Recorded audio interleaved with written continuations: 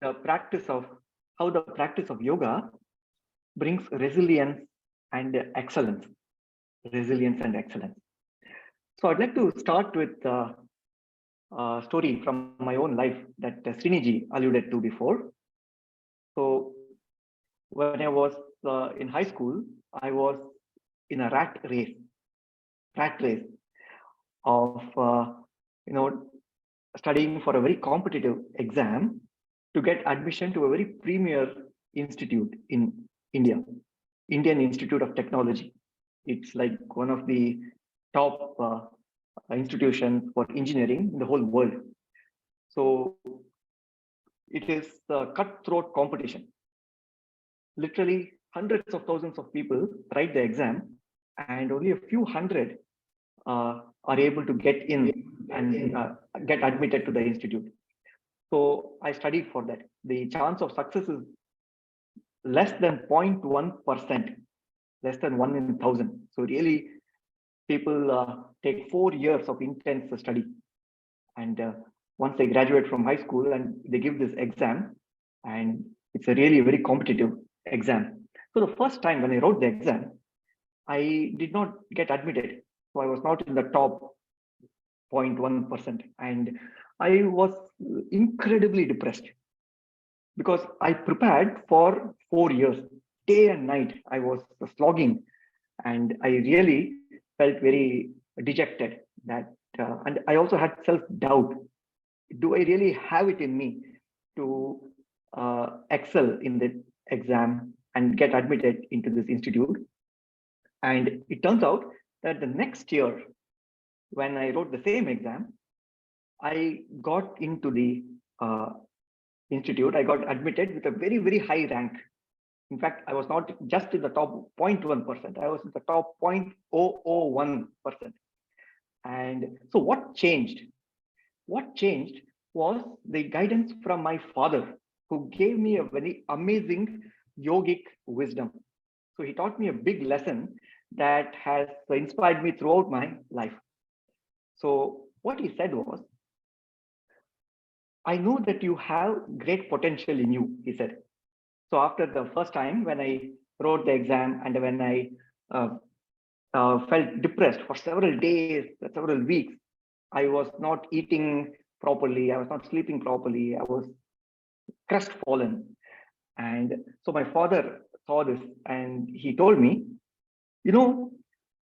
although there is evidence, you think there is evidence that you are not up to it, that you don't have the ability to succeed in this exam, but I can see the potential in you, is what he said. So the ability to see something that it is not obvious, to see some greatness in a person, including our own self, to see the seeds of greatness even before the seed sprouts, is a unique trait in yoga. It is a unique aspect of yoga. Seeing the divinity, to use the language of yoga, to see the divinity within, even though it may not be visible outside. Maybe people are making a mistake, or maybe people are not doing their best, excellent job, but deep inside all of us, there is an excellent spot. There is a spark of divinity, as it is described in yoga. And when we give our attention to it, then we start expressing that excellence. If we don't even know that it is there, that spark of divine presence is there, then we don't even attempt to express it. We think it is not there. For example, let's take the story of one of the great tennis legends. I forget his name, but the story goes that he was not very confident of his abilities. So he did not even participate in the high stakes matches, tennis matches. But once he realized, once his guide, his coach, made him realize that there is some greatness in him, there is ability in him where he can excel and raise to the top. Once he was shown that he has it in him, he was able to participate in a different realm altogether. So without that, we don't even feel like participating in something that is very high. You see, we play small games rather than trying to reach the top. So one of the ways for excellence, so that's one of the topic for today, right? Excellence is to recognize excellence even before it is expressed in our actions, in our words, etc. In fact, there is a saying, right? Fake it till you make it. Have you heard of that? Fake it till you make it. In other words, even if we don't see the excellence right now, imagine that it is already there. Imagine it is already there. And once we feel confident about it, yes, I have the ability, then we are able to express it. So that is one way to express excellence, to first be confident that it is already there within us. Okay, let's take a step back now. Let's take a step back and we will look at one of the definitions of yoga. Today is the International Yoga Day, right? So my teacher used to describe the word yoga in a very special way. He used to say, the word yoga, this word, so the word is worth 1,000 pictures. Let's think about that for a moment. Perhaps you have heard of the phrase, a picture is worth 1,000 words, right? A picture is worth 1,000 words. But he used to turn it around and talk about yoga as this word, yoga word. The word is worth 1,000 pictures. The word is worth 1,000 pictures. There's so much that can be described about yoga. So many postures we do, so many practices, the breathing practices, the meditation, etc. It is so rich with practices and wisdom. When we look at the definitions of yoga, one of the definitions of yoga is samatvam. Samatvam means being in a place of equilibrium. In other words, even when we are confronted with a challenge, our mind is stable. The mind doesn't go into a place of anxiety or fear or excitement or agitation. So all that negative emotions or impulsive thought is replaced by a feeling of all is good. I'm peaceful. Although there is chaos outside, I am peaceful within. So that experience is called yoga. That experience is called yoga. And today, I thought what we will do is to describe what the state looks like, how it can benefit us. And I'm going to share 5 practices from yoga, 5 practices. So just like Sriniji was talking earlier about the 5 fingers and the monkey mind, donkey mind, etc. I thought it'll be a good idea to enumerate 5 practices from yoga that will allow us to be centered, to allow us to be balanced and centered in our mind, so that when we face the challenges or life events, we are able to do that from a peaceful state of mind. So would you like to know about some of these principles as we embark on this journey on samatvam, which is the equilibrium state of the mind? Okay, so what is equilibrium? Right, let's start from that place. What is equilibrium? So when we are centered in the mind or in the body, so when we do a balancing posture, for example, we did a balancing posture before, just a few moments back, right? Balancing posture. So when the body is trying to balance itself, what happens is each moment there is a destabilizing force that takes us away from our balance. We are bringing the body back to balance. Do you agree? So this state of balance, this state of equilibrium is called stable equilibrium. So what is stable equilibrium? Even when the balance is perturbed, even when the balance is disturbed, you are quickly able to find yourself back to center. So that is called stable equilibrium. And the skill with which we come back to our center after somebody agitates us or perturbs us is called resilience, right? Resilience. We are resilient when, even when perturbed or disturbed or agitated, we come back to our center.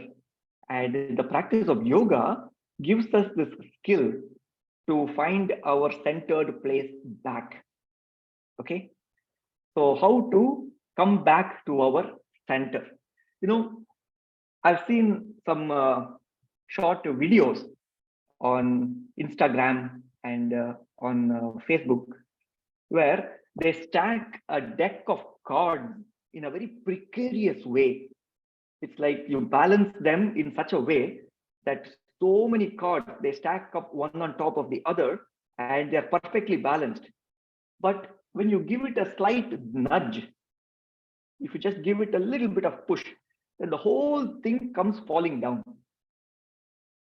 Some of you might have seen such examples, right? So something which is precariously balanced and a little nudge, and the whole thing comes crashing down. So that is not the equilibrium, that is not the stability that we are looking for. We are looking for a stability where even when it is perturbed, even when it is disturbed, we come back to our center. Do you agree with me? Okay, I assume that you agree with me. And how to check whether our mind is truly centered? If somebody says, okay, I'm going to be a great yogi, so I'm going to the mountains, far away from people, and I will hide myself in a cave for 20 years. And if they live their whole life in a cave for 20 years, and then they declare, oh, I never got angry for 20 years, that quality of non-anger is not very strong, right? Because they never got provoked. There was nobody to yell at them or provoke them. So naturally, they don't need to get angry. So there is no strength in that stability or equilibrium of the mind. But when there is a lot of provocation, there is a lot of challenges, and in the midst of those challenges, we are still centered, not getting angry, being kind always, regardless of what other people are doing. That is the stable place that we are seeking. I hope you agree with me, right? Where in the face of challenge, in the face of provocation, we continue to be centered. Even in the face of destabilizing forces, we come back to our self. So that is what we are looking for in yoga. And in order to cultivate this, in order to allow our mind to be in that place of centeredness, the discipline of yoga gives a variety of practices, and I'm going to mention 5 of them. But before I jump in and talk about these 5, enumerate these 5, I just want to pause here for a few seconds and ask if there are any questions so far. I just want to make sure that everyone is awake.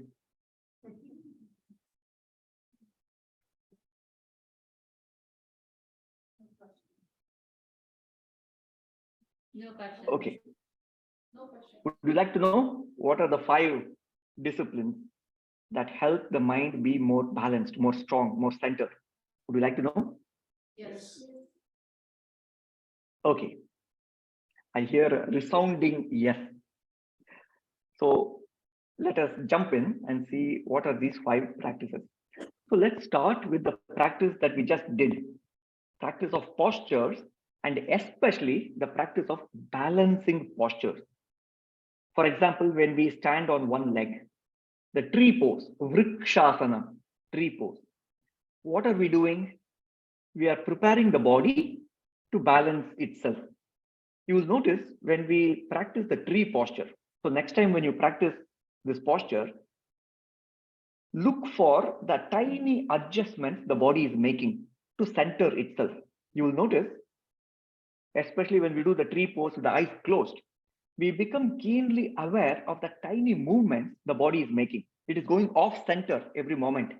And in real time, in every instant of time, the body's intelligence guides the body back to center. You see?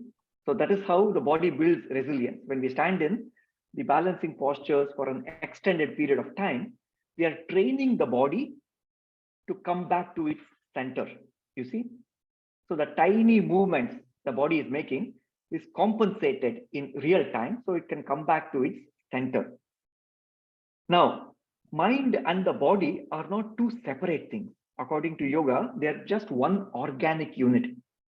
The mind is the subtle form of the body, and the physical body is the physical form of the mind. So it's one entity. We are not divided. It's not like we have two heads. It's just one entity.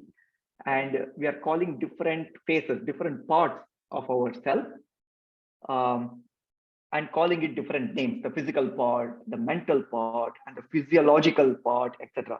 The 5 koshas, the 5 ways in which we can divide ourselves, but in reality, it is just one unit. So when we center the body, not only are we benefiting the body, we are also training the mind to be centered. You see, we are training the mind to be centered. So that is the idea here. So when we do balancing postures, we are not just giving benefit for the body, we are also giving benefit for the mind. The mind becomes more centered, it becomes more stable. The mind also develops the skill to come back to its center when it is perturbed. So when someone gives an insult, we don't get agitated.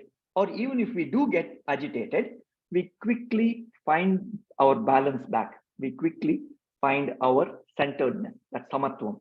So that is one practice, the practice of balancing posture. Okay, shall we move on to the second one, the second practice? Would you like to know what is the second practice that brings balance to us? The second practice is all the varieties of methods in yoga where the prana means the vital energy that is circulating in the body, to make it circulate in a brisk manner. When the prana moves in a brisk manner, then we feel alive, we feel the vitality, we feel energized. Otherwise, when the prana is moving sluggish in the body, you can even think of the blood circulation. When the blood circulation is brisk, then there is more exuberant expression of health. Otherwise, when the circulation is sluggish, we feel a little heavy in the body, heaviness in the body and mind, maybe even light-headed, and we feel dizzy. We are not our 100% when the circulation is not very brisk. And here is an amazing secret that the yogis have discovered. You can bring more balance, more centeredness, more resilience when the prana is moving more brisk. When the circulation is more brisk, then the stability is also stronger. There is a higher level of stability. And the way it works, the mechanics of how these two are connected is very fascinating. And my teacher used to give a very beautiful analogy for this. And I will share that analogy with you. And I hope you will appreciate how the brisk flow of prana in the system will bring more stability to the body and mind. So when we ride a bicycle, I'm sure you have noticed that when we are moving in the bicycle, it's easier to balance. But when we are moving very slow, or if you are stationary, if you're not moving in the bicycle, it's very difficult to balance. Have you noticed this? So when the movement is fast, when the movement is brisk, then we are able to better balance ourselves. We are able to find our center more easily when there is a brisk movement, when there is a brisk circulation. That's the idea here. In fact, in the Bhagavad Gita, one of the classic texts on yoga, there is a practice called karmani akarma darshanam and akarmani karma darshanam. That means in order to find your center, keep moving. Keep moving. So when the circulation is brisk, when the prana is moving brisk, then our mind is more centered. Now, how do you make the prana flow brisk? You can do lots of Surya Namaskar, Sun Salutation. There's movement in the body and the breath. You can also do Pranayama. Pranayama is the practice of breath regulation. And by regulating the breath, we regulate the prana, the vital energy in the body and mind. And when the prana moves brisk through all these practices, we are more easily able to find our center. Our mind and body is more stable. So this is the second practice. So Shriram, Yeah, go ahead. There's a question. So today in practice, the practice number 1, how many balancing postures did you do? 4? 2, 3, 4, 3 pose. What else? The standing pose, Nataraja, Shiva pose, right? And then the 3 pose. And then there was another one, was a T. the 3. That's another variation of the Shiva pose, right? The balancing stand, right? And then we even stood on our tippy toes. Yeah. And then we try balancing. Yeah, it is 3 variations of that. Exactly. Yeah, exactly. One of the tips and one of the knees. So whenever, what Shriram just said is, whenever we feel like a little bit of anxious or agitated, that means we lose away from the center. These are the tools that we have. We can actually use any one of the tools to actually come back to the center. Because the moment when you have to balance, you remember you have to keep your mind in a very focused way. But this is a technique that yoga has to actually bring your mind into a focused state. And then the second thing, the beautiful analogy, right? That it never occurred to me. For us to ride the bicycle, to keep it stable, the best way to do is keep it cycling. If you keep it very slow, not moving, then your bike is becomes unstable. So the way to gain the thing is keep moving the prana, the vitality. For us, every day in the morning when you wake up, either do the breathing practices or do the sun salutations. So in fact, moving is the way of life. So we have to be not lethargic like the donkey. We literally would have to keep moving so that we can actually stay centered. So Shriram, thank you. And then if you can do the little bit, the 3 more practices, then we'll try to enforce that in some of the practices. Yes, Thank you. definitely. And thanks for highlighting that, Trinity. In fact, when we were growing up in India, so one of the most famous comic book series was called Amar Chitrakatha. Perhaps some of the young at heart audience here will remember Amar Chitrakatha, where they will have different comic series on great yogis or great devotees. And for example, they depict all these yogis doing intense tapas, intense practices. So tapas, remember that word that we just put up on the tree a few minutes back. Tapas means intense practice, work hard, intense practice. So the way in which in the comic book they depict tapas is to stand on one leg and keep the palms together close to the heart center and just maintain balance. Because it's very difficult to maintain steady balance if the mind is wandering, if the mind is jumping around like a monkey that has been intoxicated and its tail has been stung by a scorpion. That's the analogy that Sriniji gave, right? The classic analogy that is described by Swami Vivekananda. So if the mind is jumping around, it's very difficult to balance. So what do all the meditators, all the yogis do? They simply try to balance the body in a challenging posture. They invite a challenge to the body so that so you can think, right? Why do they stand on one leg? They have 2 legs. They can as well stand on 2 legs and be stable. Why are they unnecessarily not using one leg? The idea is that we are bringing the body to a place of challenge, and that is called tapas. Tapas is willingly stepping into a challenge for the sake of bringing some benefit in the body and mind. And by standing on one leg, what is the benefit? It brings the mind to a place of focus. You cannot be in a place of physical balance when the mind is wandering. So that is how these balancing postures and these practices such as pranayama helps. Okay. Any question? No, continue with the Shriramji. Let's do the third So one. 3 more Yeah. practices we will see. The third one is called Pratipaksha Bhavana. Pratipaksha Bhavana. So this comes from Patanjali's Yoga Sutra.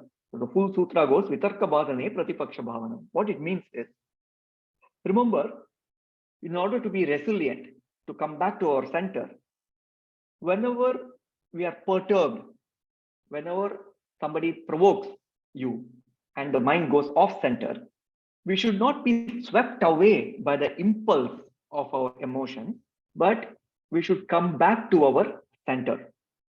Sometimes, let's take an example. Sometimes when people hurl insult, and how does it feel? It doesn't feel very good, right? Perhaps the first impulse is to give them an insult back, to throw another insult back to them. But then when we think about it, is that the best response? So has the damage control been done? If we are also giving the insult back, we are just magnifying the problem, right? Initially, there was one insult. Now there are two insults. And both are giving insults to each other. It is just making the problem bigger. So rather than magnifying the problem, what Pratipaksha Bhavana, this practice of Pratipaksha Bhavana is, according to Patanjali, who is regarded as the father of yoga. And a couple of days back, we celebrated the Father's Day, right? So straight from the words of the father of yoga, Maharishi Patanjali, what he says about this Pratipaksha Bhavana is, whenever the mind is swept away by an impulsive thought or an impulsive emotion, allow your intellect, your intelligence to intervene and look at the consequence. If I hurl an insult back, then does it solve the problem? And then use your wisdom to come back to the opposite side. Do not get swept away by the impulse. Go in the opposite direction of the impulse using the power of your intelligence. Use the power of your intellect and come back to your center. Do not get swept away by the force of impulse. So that is the third practice. Pratipaksha Bhavanam is the name of this practice. Pratipaksha Bhavanam. Okay, fourth practice. Shriram, yes. One small example that Shriramji taught me before on this Pratipaksha Bhavana. Like, because whenever we are dealing with people, some people try to hurt us, some people do this, and then we get this impulsive action to kind of react and respond back, right? The one analogy is, like, let's say if you're in a room of darkness, how do we get rid of the darkness? Can we push it away? What do we need to do? We have to invite the opposite. We have to bring a candle into it. So anytime when we are in a negative, because we can never push away the darkness, you always have to bring light into it, a candle into it. So the way to do this is, instead of allowing the mind to respond back to it, think of an opposite action, like, compassion, like, what you guys do at Ekam. The way you serve others, you're demonstrating an act of kindness, to be able to help. Imagine whenever we are helping everybody, how is our body and mind feel? Feel very good. So if anybody is actually trying to hurt us or insult you or a negative emotion, the best way to respond that is by engaging in activities like Ekam. Because that actually allows to connect to the divinity within us and makes us more joyful. In fact, that happens every time I get some kind of a setback. I actually engage, go teach a yoga class, or actually go help somebody. And then that basically puts me into, like, I get back my own joy. In fact, even though we are teaching you, you guys are actually doing it. All of you, Ekam. I'm so inspired. We did not have this wisdom when we were growing up. Now I see, like, I met some of your people in LA and Bay Area and here. All of you at such a young age are committing to so many of worthy causes. And this is exactly what says Patanjali revealed about 3,000, 4,000, some number of years ago. But you guys are already doing it without knowing. So you guys are actually born yogis by being your Ekam, right? So that's a good way of doing it. So Shriram, the fourth one. Yes, thank you. Thank you so much, Sriniji, for nicely summarizing it. And you are right. I also have so much deep appreciation for all of you. Yeah. So let's look at the fourth one. Fourth one is also very, very simple and can be done in a very practical way. The fourth one is the use of sound. So how does yoga use sound? there are practices where we chant a mantra. The mantra can be either chanted out loud or it can be chanted mentally, where we are not verbalizing it, we are internalizing the practice in our mind. There are also practices that we just do a humming sound. You may have practiced this pranayama, this breathing technique called Brahmari. Perhaps some of you are familiar with this practice. In Brahmari, we mimic the sound of the bumblebee, the humming sound of the bumblebee. And this produces silence. The sound of the mantra, the sound of the humming, or sound of any mantra that you wish to chant again and again. And this practice is called japa, repeated chanting of the same mantra again and again. So this practice leads to silence. The mind becomes more quiet, more centered. Sound creating silence. So that is the mechanics of this practice. So this is a very powerful tool to use sound in order to create a place of silence and centeredness. How does this work? It's very beautiful. Again, this analogy I heard first from my teacher. So imagine a jar of sand. All of us can imagine, right? You have a jar and you fill it with sand. Suppose the surface of the sand is not level, it is not at the same level. There is ups and downs at the surface of the sand. What would you do to level that surface of the sand? You shake the jar, right? You shake it, you offer vibrations, and it creates equilibrium. Initially, there was ups and downs, offer vibration, and it levels out. There is samatvam, equilibrium there. Same thing with the mind. When the mind is jumping up and down, when it is in extremes, it is not centered, it is not balanced, it is moving from one extreme to another extreme. What is the best way to level it? To introduce vibrations, and the best form of vibrations is through sound. Introduce sound. So sound levels the surface of the sand, or levels the mind. So from an agitated mind, it brings an equilibrium state of mind. Again, my teacher used to say it very beautifully.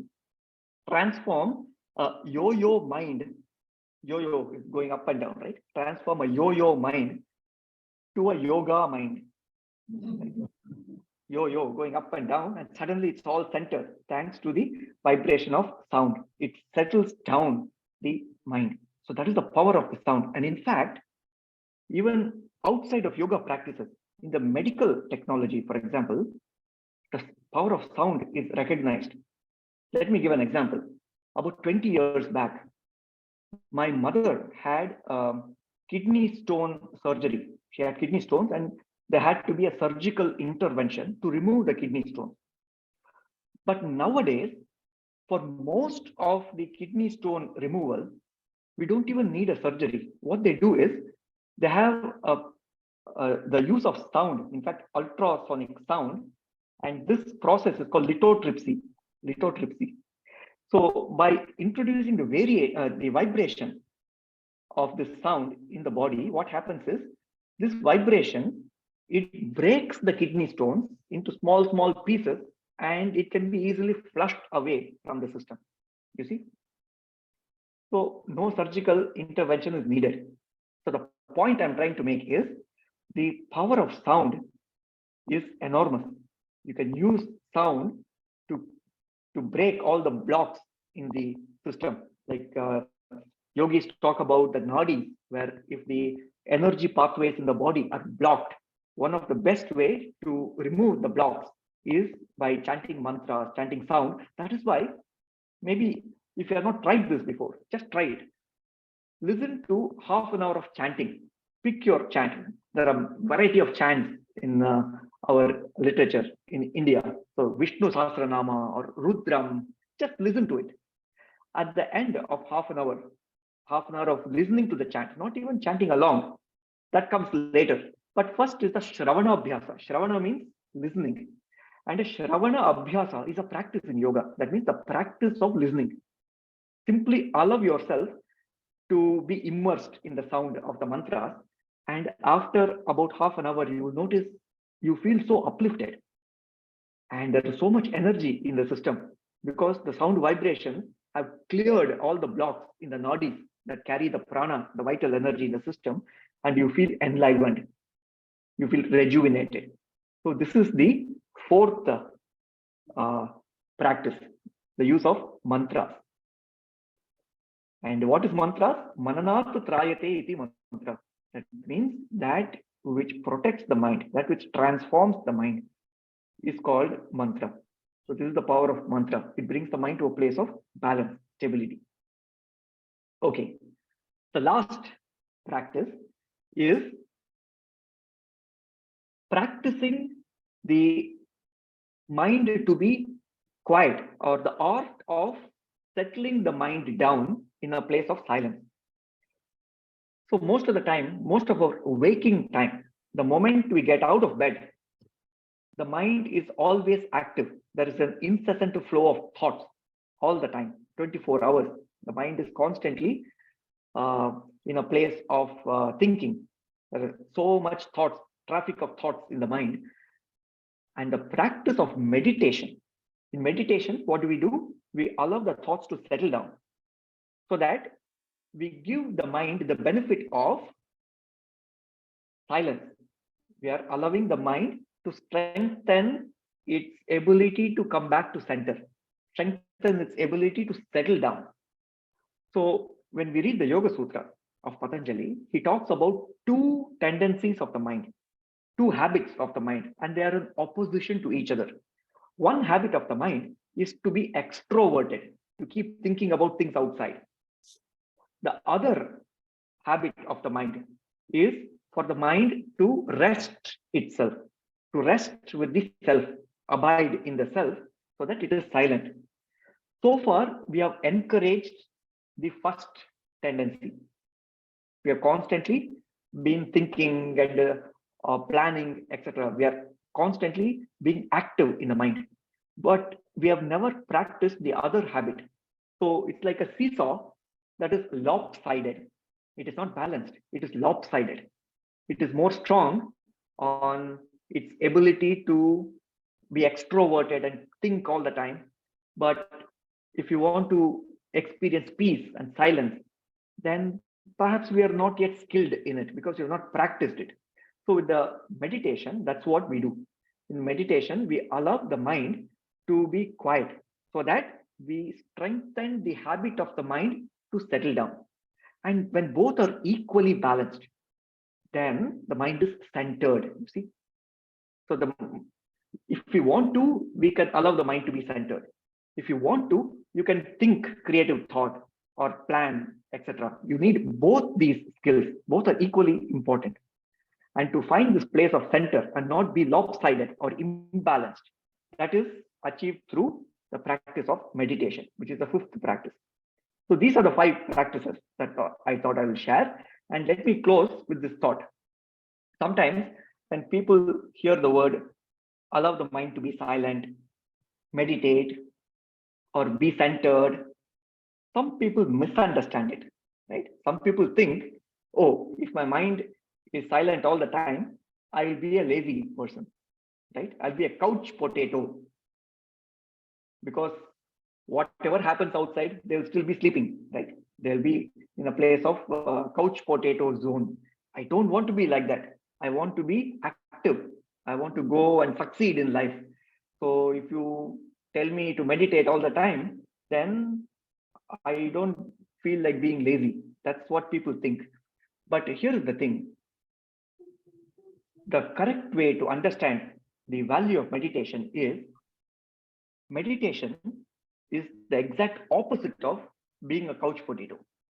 Meditation actually allows us to be dynamic, to be brisk in our action. It allows us to be in a place of excellence when we do our action. And the way to see that is through an example. So let me give one more analogy here. Think of a washing machine, right? So if you want the washing machine to spin very fast, so dynamic, like very fast movement, very fast spinning of the washing machine, you want the center of gravity of the washing machine to be anchored stably to the ground. Do you agree with me? If the center of the washing machine is not stably anchored to the ground, what happens is, even when it is moving, not even brisk, very slow spin, the washing machine will start wobbling. Wobbly washing machine. We are hoping that it doesn't spin very fast. Otherwise, there is a mini earthquake in that place, right? Because the washing machine goes around all over the place. So the point here is, in order for the washing machine to spin fast, you need to anchor that center. That center does not move. It is anchored to the center. And that is what meditation gives us.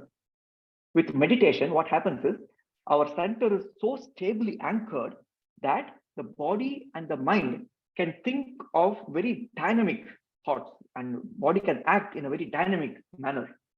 And there's a nice acronym for this, IPOD, IPOD, which stands for inner peace and outer dynamism. So inwardly peaceful and outwardly dynamic. So if you want the body to move very fast, we are quick to act, agile, then we want to anchor that place of center. Or you can even think of a wheel. So the wheel of a car moving, spinning very fast, you want to make sure that the hub of the wheel is stably anchored. So the things don't get wobbly. If it is off-centered, then things can become wobbly. So the point here is, being centered is actually giving the space for more dynamic action, more success, more dynamic way to express ourselves. They both go hand in hand. And when both of these are together, inner peace as well as outwardly dynamic action, when both are there together, that is the recipe of success. And that is exactly what the very last verse of the Bhagavad Gita says. The Bhagavad Gita, let me just quote the last verse of the Bhagavad Gita, and then I will close the session. So the last verse is spoken by Sanjaya, and the verse goes like, Yatra Yogeshwara Krishnaha, Yatra Partho Dhanurdharaha, Tatra Shrir Vijayo Bhutihi, Dhruvani Tirmatir Mama. So what it means is, wherever there is Yogeshwara Krishna, that means wherever you are connected to the divinity within, that centered place within, and at the same time, whenever you are highly dynamic, like Arjuna. Arjuna is a very skilled warrior, right? So very dynamic. So outwardly very dynamic, and inwardly you are in touch with that place of divinity or place of stability.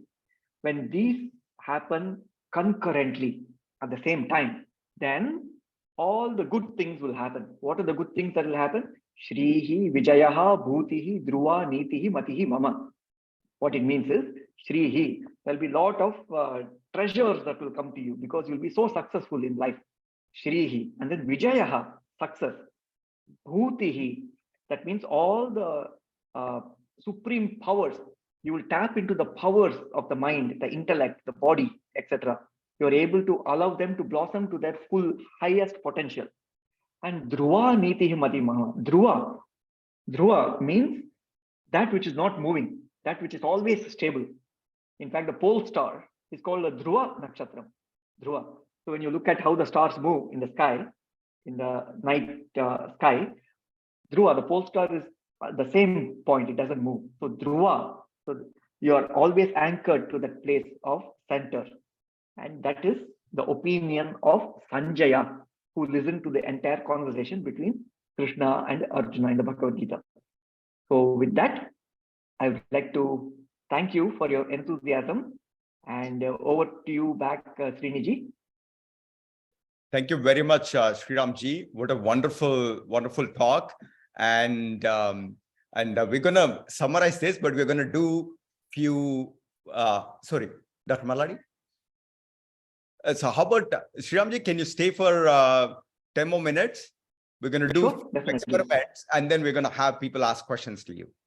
Sure, definitely. Okay? So we'll, just 1 second. Okay, So what are the takeaways? One of the, sorry, you need to leave. So what's the question? You want to ask a question? I just want clarification on number 4, the sound. The sound, yes. Sound repetition.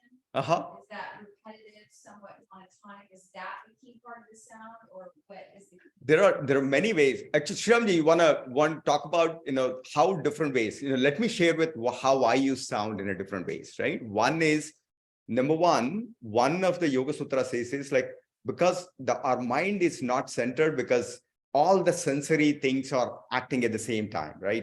Touch and smell, you're like scattered all over.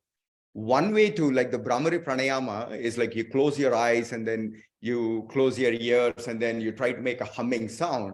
What happens is you try to minimize the other sensory apparatus and you try to shift all your awareness to this sound and then let it vibrate, so that actually brings, that's one aspect of it, right? You basically, it's like minimizing the distraction and then you're shining everything in one aspect of it. Then the second aspect of it is, there are certain repetition and the humming and the harmonious that also create a harmonious energy. There are many layers of how sound can actually help you. We can even see it, like somewhat of a dynamic and vibrant sound. It actually creates a different mood. Somewhat if more classical music or some more rhythmic, melodious, it actually creates a harmonious thing. Or even the lyrics and the sound can also create the right positive vibe into it. So if you give us 2 or 3 minutes, we'll actually do 2 sound experiments. Okay, everybody close your eyes. So we'll try and do simple Brahmari Pranayama thing. So everybody close your eyes and slightly keep your small distance between your teeth, not fully tight, but just give them this. And then try to touch the tip of your tongue to the upper palate. And then take a deep breath. And then when you exhale, by closing your mouth, try to make the B sound, like a B.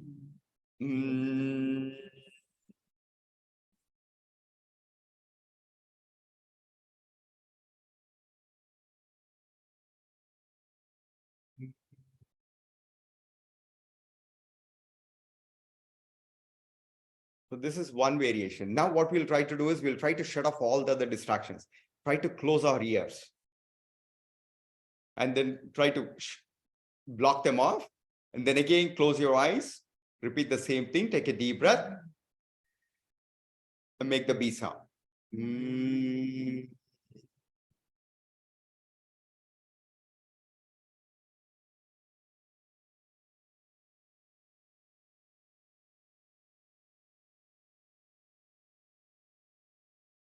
One more time, take a deep breath.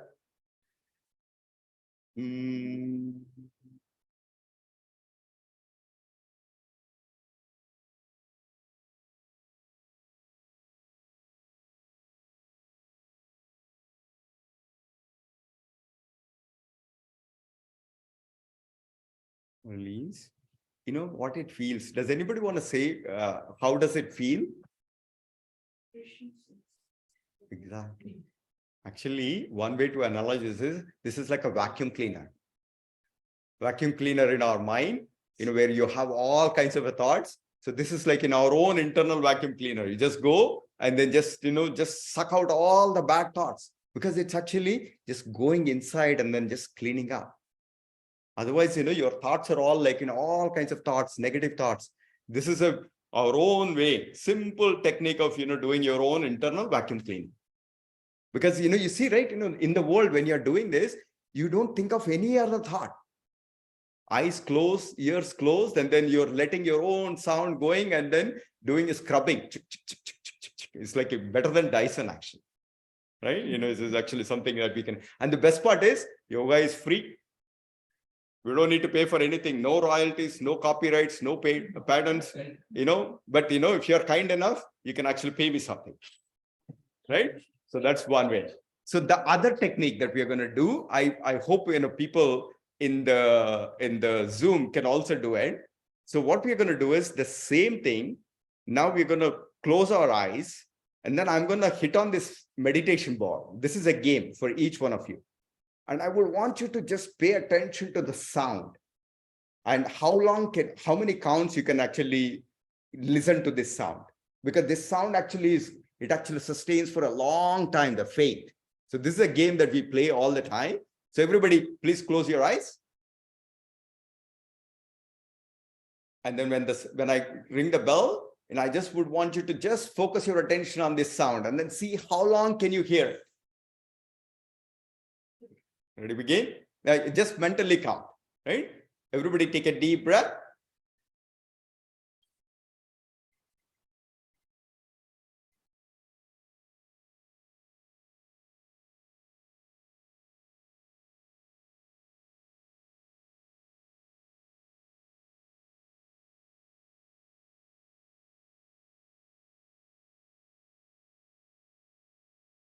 One more time, take a deep breath.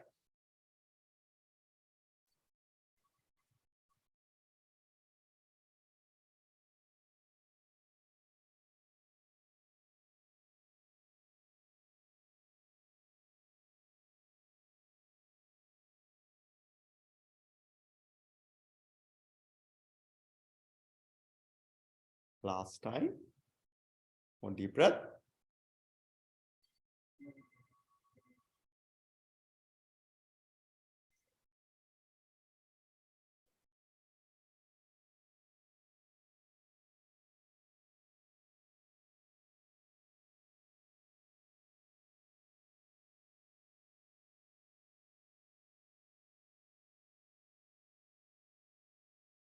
And you open your eyes. See, when you're doing this, see how your mind suddenly, it's just like so quiet. And then when you're trying to shift your attention to this small faint sound, this actually sustains it. This is a way to train the power of your mind, the focus skills, the focus finger. Because otherwise, your mind is scattered all over, thinking about this. So this is again one of the Patanjali secrets. I don't want to display the Sanskrit, but what he says is you can actually use any one of these techniques, the sound, or sometimes when you're agitated, you can also heighten one of your sensations, like, go touch an ice cube. What happens when you do that? All the other thoughts go away. You will be just focused on that. Or you can actually use smell. You can actually use smell, a nice, smell, and then everything else, shuts off. You bring the mind. So these are some of the techniques that you have in yoga to bring your, sorry. Oh, that's really interesting because that is actually one of the things they teach even with American people are like eat an ice cube if you're or do grounding, like hold things. Exactly, the touch or, smell or this. So this is exactly, these are all like, yoga is not like something like a magic or mystery. It's actually scientific. It's scientific. But what happens is one of the great capabilities that we can cultivate, like, when I've been watching a lot of Roger Federer videos nowadays, right? The way he hits the shot, sometimes, under his legs and all this stuff. What happens is when you practice this yoga, you actually build intuitive power. When you're actually in the intuition, what happens is you're directly tapping to the universe source. And that's how you actually suddenly become, one of the magicians. That's the secret that yoga gives you. Well, all the other people are like scientifically trying to understand the math. When you harness the power of focused and harmonious mind, you actually build an intuition. So you don't need to work as much hard. Things automatically, naturally come to you. So for all the Ekam youth who wants to be great ambassadors in your respective professions, who wants to be political leaders, who wants to be doctors, who want to be entrepreneurs, and I know Anya, I think you want to be a CEO, right? And you said you'll hire me someday.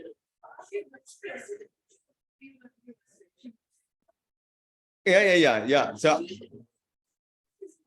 no, it's a lawyer and all these people. And then I met some of the folks in LA. They have, beautiful dreams. There are two ways that you have a choice. One is work, slog, like what Shriramji said, the first year where he slog. And the second way is you can add yoga into it and organize your mind so that you could be focused on harmony, so that the journey becomes easier. Which one do you want to do? You want to slog or you want to make it more smoother? Easier, right? More joyful. So the other way to do this is also engage in more of Ekam activities, because those are some of the easier ways to get rid of the negative emotions, right? So that's all I have. And then if you have some time, we can try and do a yoga dance. You want to do a yoga dance, like 5 minutes? The 5 minutes, what we're going to do is I'm going to put a nice track, and then we're going to do the same yoga postures that we did. Okay, that's all we're going to do. And people online, you can also try and follow it.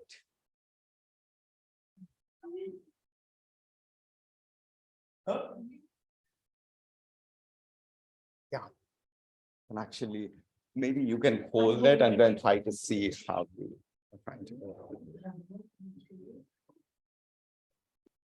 I want to take a picture of people online. Okay.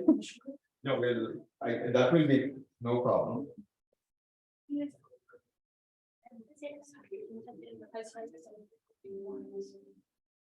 Okay, everybody take your yoga mats or get into the position.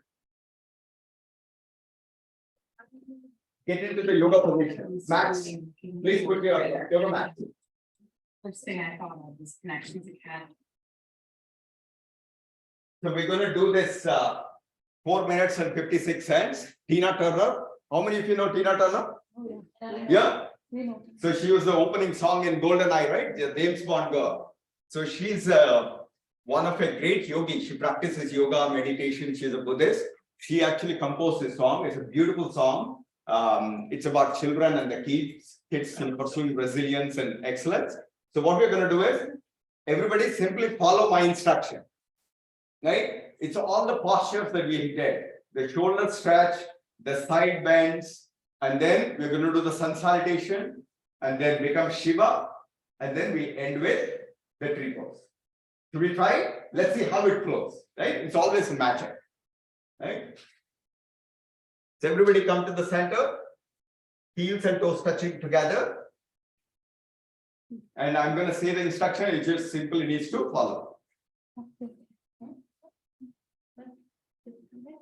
Everybody, bring your hands to the center of the chest.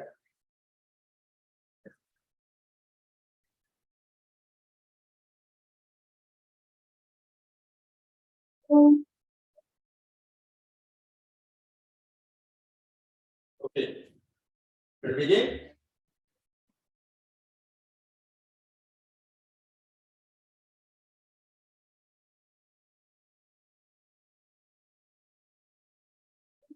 Lift your hands up. Right elbow up, left elbow down, look to the right elbow. Other side. Look to the left elbow. Come to the thing. And then let's just get ready for Sun Salutation. Step 1. Step 2. Step 3, back bend. Step 4, fall back. 5, half lunge to the right. Flat. Knees, chest down, and glide into cobra. Downward dog. Half lunge to the left. Downward back. Nice hand. Start to the center. Half one to the right. Half one to the left. Come to the side. The head in your hands to the center. Elbows down. Back bend. Forward bend. Back to the left. Flat.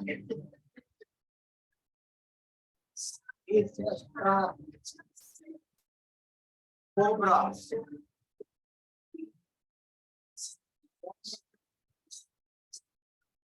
Up and to the right.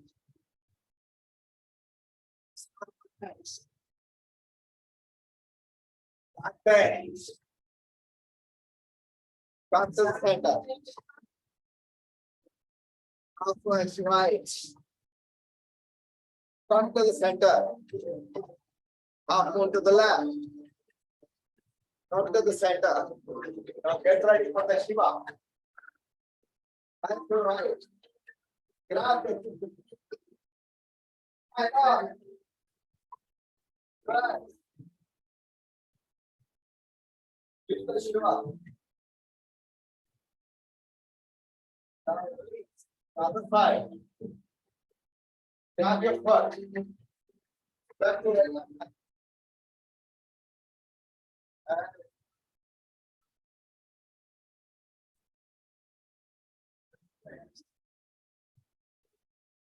Up to the back of the hand.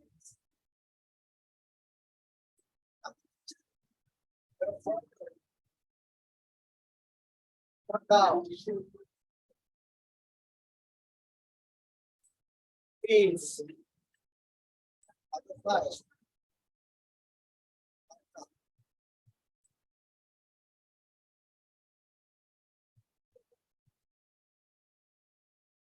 Feet.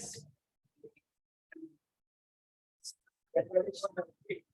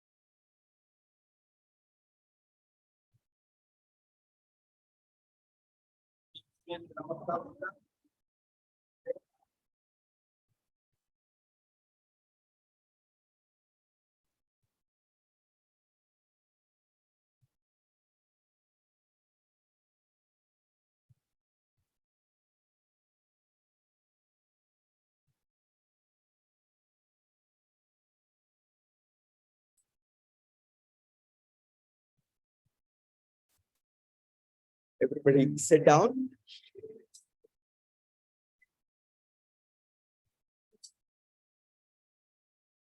So that's what we call as yoga dance. So we can actually take any one of our favorite tracks and then just flow through the rhythm. So yoga doesn't have to be a boring thing where you have to be like, on the mat. We can actually have any nice rhythmic beats and then simply flow into the yoga. And in fact, it's not only on the mat, our life, we just have to dance to it. That's what Shiva and Krishna used to do. They're always like dancing and singing. That's our very true nature. And as Shriram ji said, the last sloka of Bhagavad Gita, Yatra Yogeshwara Krishna. Krishna doesn't mean somebody has a flute and 16,000 wives or anything.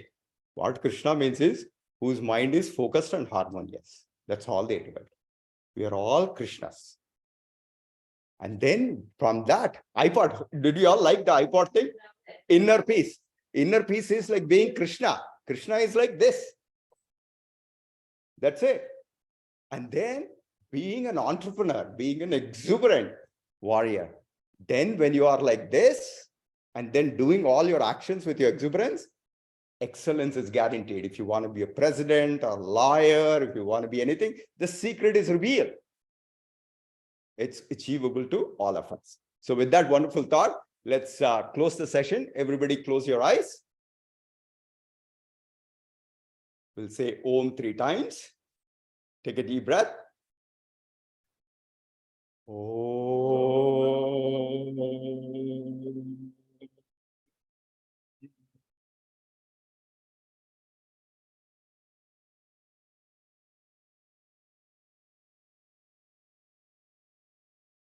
One more time.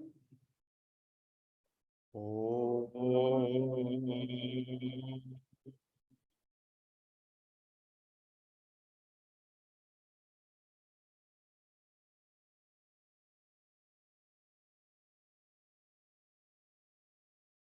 Last time.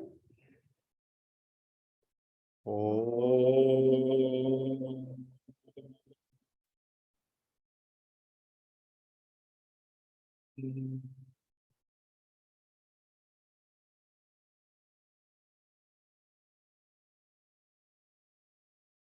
Bring your hands to the center of the chest. Repeat after me, the universal peace chant. Sarve bhavantu sukhinah. Sarve santu niramayah.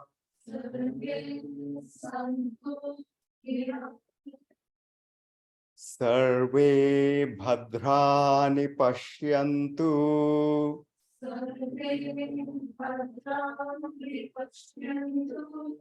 Ma kaschid dukkha bhag bhavet. Om Shanti Shanti Shanti.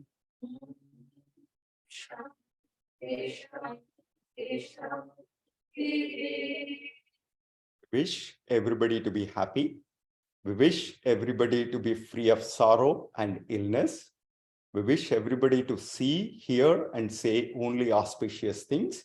And let there be peace everywhere. With these wonderful thoughts, rub your palms. Generate the fire and love of knowledge. Cup your eyes to transmit this knowledge. Your eyes to give us the right vision to see the things the way they are, the most joyful and excellent state. Now with a beautiful smile, gently, at your own pace, open your eyes. Thank you all for sharing this wonderful evening to celebrating and sharing the joy of yoga on this auspicious International Day of Yoga. I'm super, super delighted to connect with so many Ekam youth ambassadors around the world. Hopefully I get to meet each one of you in person.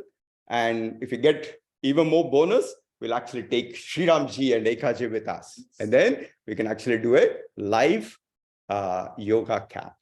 And again, thank you for such an enthusiastic and exuberant participation. I'm super thrilled. Someday, remember, if you become a CEO or if you get things, make sure to hire me. Yeah.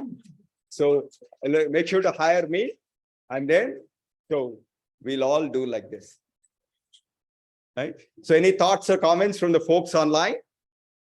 Or any questions for Shriram ji or anyone?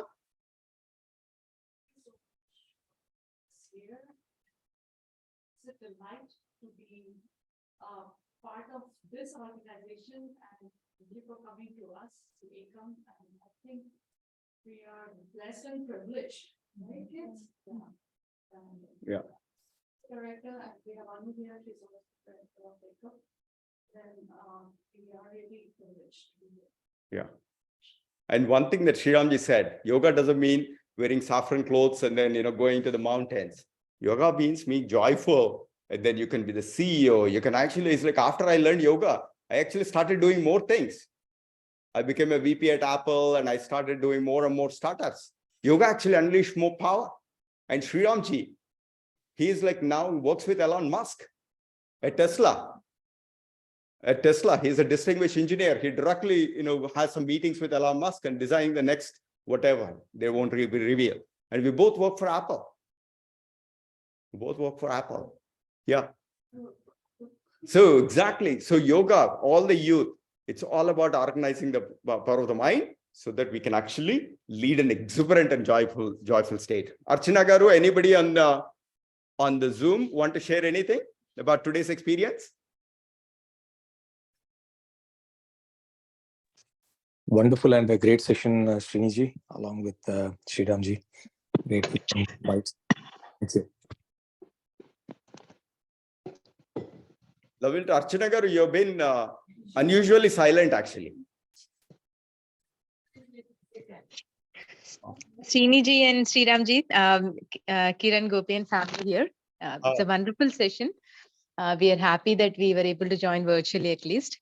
Really thoroughly enjoyed Shriramji's talk and all the sound experiments, Srini. Love it, love it, love it.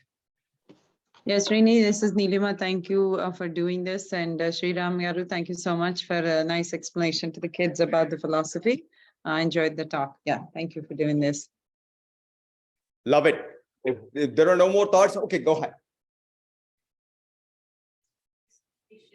So could you tell us? Actually, that's the right question, right? In fact, my company name is called Booma. In fact, I taught my lawyer, Pole, his name is Louis. And in fact, his signature now says, wherever he says, like, I work for Booma, limitless, fearless, shameless. That's what he writes, right? So what does shameless actually mean? Oh, I said that the restroom, but like I said, I'm shamelessly asking where the restroom is. So sorry. So it's right there, sorry. Okay, it's right there, go use it. No, exactly. That is what it is. Why any inhibitions? We just have to do this. So it's right there. So please go this way. And then everybody online. So we'll connect again. And Shriramji, Pranam as always, for enlightening us with the wisdom. And thank you I know you have a very busy program today on the International Day of Yoga. Thank you for giving us this valuable time. Namaste. Thank you. Namaste.